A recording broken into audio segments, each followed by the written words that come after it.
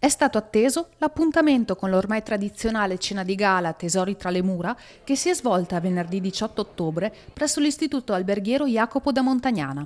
Si tratta di un'occasione importante che si ripete con successo per la terza volta, in cui scuola, amministrazione, associazioni di categorie culturali, produttori e stampa si incontrano attorno alla buona cucina, fatta con i prodotti locali, per riflettere sulla valorizzazione del montagnanese nei suoi aspetti artistici, culturali ed economici. Questo ormai è un appuntamento che noi attendiamo ogni anno perché è un momento proprio per pensare, per fissare alcuni punti sulla valorizzazione dei prodotti del nostro territorio. Dobbiamo pensare che il Veneto ha il numero più alto di turisti, 60 milioni di visitatori, il numero più alto in tutta Italia, pertanto dobbiamo trovare il modo di far sì che il montagnanese, che la bassa padovana, montagnanese, montagnana e tutti i paesi dei dintorni possono diventare destinazione con un brand proprio, dove essere proprio destinazione di questo turismo, proprio per andare a valorizzare, a fare economia con i nostri prodotti territoriali, che sono i prodotti del mondo agricolo, ma piuttosto che culturale, storico, artigianale, di cui siamo ricchi. Pensiamo anche che abbiamo l'Expo 2015, Venezia e Milano, dobbiamo per forza trovare il modo di trattenere, pertanto bene a queste iniziative che portano interesse e valore aggiunto al nostro territorio. All'Istituto Alberghiero Jacopo da Montagnana, a ricordo della serata, è stato consegnato il piatto dell'Accademia Italiana della Cucina realizzato da Este Ceramiche e Porcellane, un omaggio denso di significato che l'Accademia ha inteso donare alla scuola quale riconoscimento per l'impegno profuso verso la valorizzazione della nostra cucina. Questo istituto ogni anno ci ospita sempre per questa importante serata, questa cena di gala che intende valorizzare i prodotti del montagnanese. Noi auspichiamo che i prodotti del nostro territorio siano sempre valorizzati, nell'esperienza che questi allievi fanno.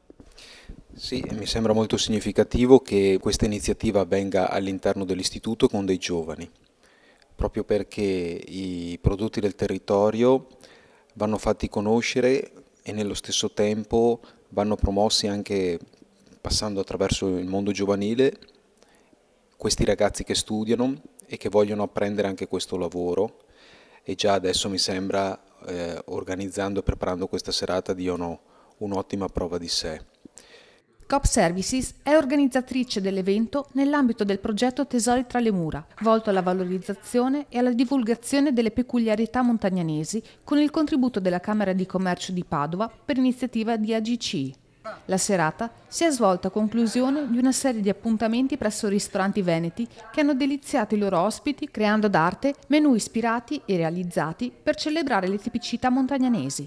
In queste serate, un crescendo di elaborazioni enogastronomiche hanno accompagnato il numeroso pubblico alla scoperta di un territorio che sa offrirsi al pari suo quale non trascurabile meta turistica per vacanzieri a caccia di tesori. È fuori discussione che se vogliamo creare posti di lavoro e far crescere la nostra economia, dobbiamo basarci sulle nostre risorse, che sono la storia, quello che ci ha lasciato la storia, i nostri monumenti, e la nostra enogastronomia, che possono essere valorizzati in chiave turistica e non possiamo fare accoglienza intendendola come un fatto di buona educazione. L'accoglienza è una cosa seria che va declinata secondo il sacro principio dei nostri padri, la sacralità dell'ospite. Tutto il resto sarà una conseguenza. Protagonisti della serata sono stati gli allievi dell'Istituto Alberghiero che, coordinati dai docenti, hanno saputo, con competenze e creatività, valorizzare al meglio i prodotti tipici.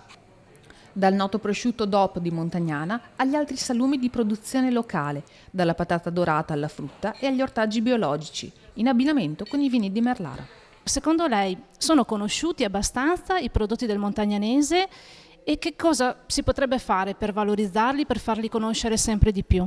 Io vengo dal Trentino, abito a Trento e non molti dei miei concittadini conoscono i prodotti tipici del montagnanese, forse conoscono il prosciutto, forse il più importante, ma non conoscono molte altre eccellenze, a cominciare dai formaggi o dalla frutta o dal vino stesso, insomma, ecco, nella zona di Arcole. Per cui direi che bisognerebbe puntare con delle manifestazioni, a mio avviso, rivolte verso l'esterno, magari fare qualche serata in abbinamento, gemellaggio con dei ristoranti delle province vicine, È chiaro che uno dei mezzi più importanti è poi anche la televisione, per cui se si riesce a trovare qualche angolino in qualche trasmissione, oggi abbondano le televisioni di servizi giornalistici e di rubriche dedicate all'enogastronomia, direi che è questa la strada da percorrere. Ai migliori studenti, Riccardo Bonato e Alessandro Ghirlanda, è stata consegnata la borsa di studio da parte dell'Accademia della Cucina Italiana. C'è un legame molto stretto tra l'Accademia Italiana della Cucina, istituzione culturale della Repubblica Italiana, e gli istituti alberghieri. Questo storicamente fin dalla fondazione, fin dal 1953.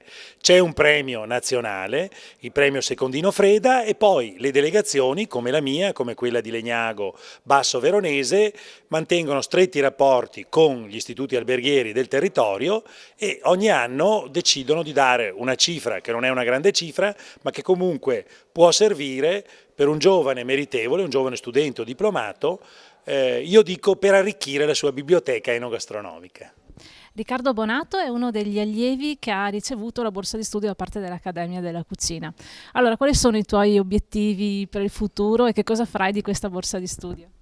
La mia intenzione è quella di iscrivermi all'università a fare scienze dell'alimentazione, che è una materia che mi piace molto in quanto è anche inerente al nostro programma di studi.